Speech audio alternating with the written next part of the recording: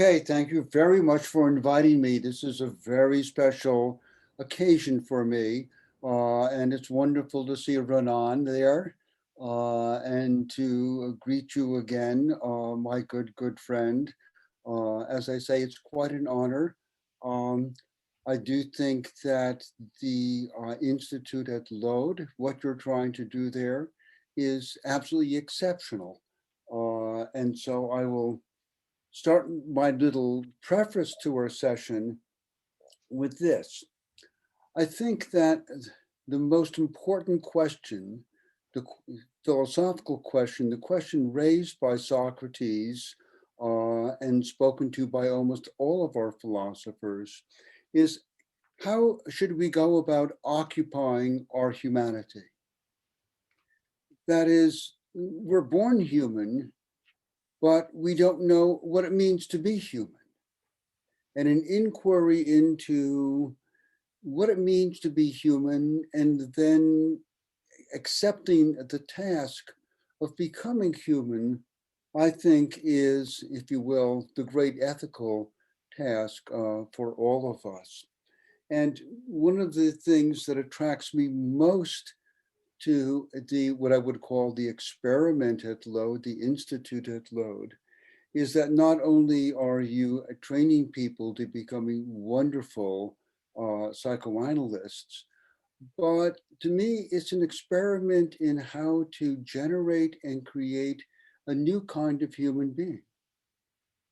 That is to say, if I understand the program and its integration of psychoanalysis, Buddhism, and the humanities, that this is what we are looking at is the possibility of generating human beings that, first of all, have the ability to understand and associate with the depths of our unconscious mentality, then have also the great meditative practices of Buddhism, such that we can quiet and calm the insistent needs and demands of the ego.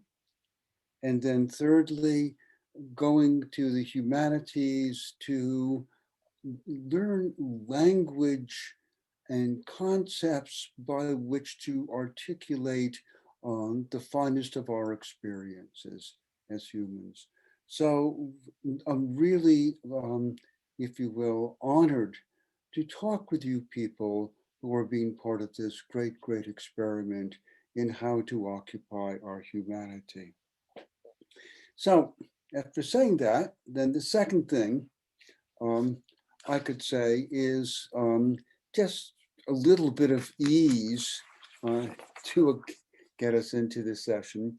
If you were looking for where Kohut goes philosophical, he doesn't go that, he's an arch psychoanalyst. He doesn't get that philosophical a lot of the time. But my favorite moments in Kohut's writings are at the very end of his great essay on the forms and transformations of narcissism, in which he articulates what does it mean to be a mature narcissist, or to me, what does it mean to be a mature human being who has a fully developed self? And I think his characteristics of empathy, humor, creativity, transience, and a kind of wisdom which can accept life and then integrate our own ideals with those of wider, more important ideals. I think those characteristics paint a different picture of what it means to be a mature human being who has developed, if you will, our humanity to the fullest, rather than the typical kind of self-controlled, highly rational person able to successfully negotiate social and natural environments. So first place I look, the very end of forms and transformations of narcissism. Secondly, Kohut tends to do this at the end of his work, the epilogue to restoration of the self.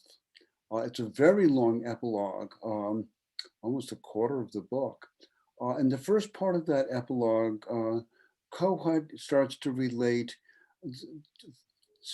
forms of psychopathology with types of culture, and goes into why it is that the modern world, and by the modern world, I don't think just the American world, but the modern world of capitalistic economic society, how it's producing such empty environments at home and at work that give rise to narcissism.